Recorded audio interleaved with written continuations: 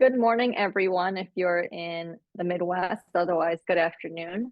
My name is Karen Munoz, and I'm an attorney in Chicago.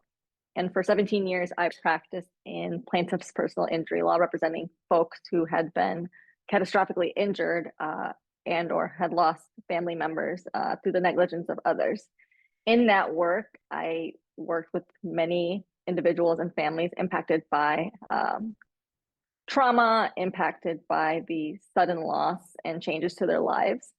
And I remember being a young attorney and struggling. And so this is a presentation to help those who maybe have some questions, don't know where to address them to, things that might come up as you practice, and really just to know that you are not alone and that other people, generations of lawyers, have all gone through this. So the really important thing for me is that people know that there's support, that people know that there's resources, that you're not alone, and that these experiences that you'll have in your first couple of years of practice is totally normal.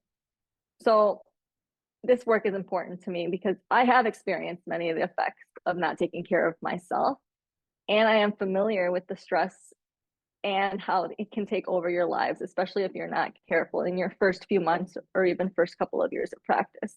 And then really it becomes a practice. It is not something that is one and done.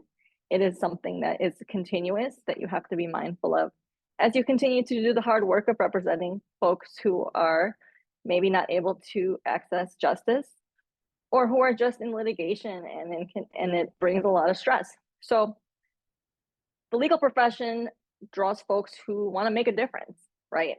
It's a people-oriented field full of smart people who jumped into law school to serve in some form or another.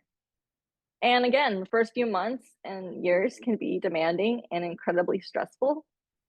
Over the last decade or two, there's been a growing concern about well-being, a growing concern about mental health challenges to lawyers.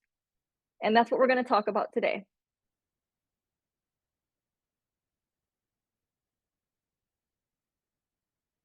So we will talk about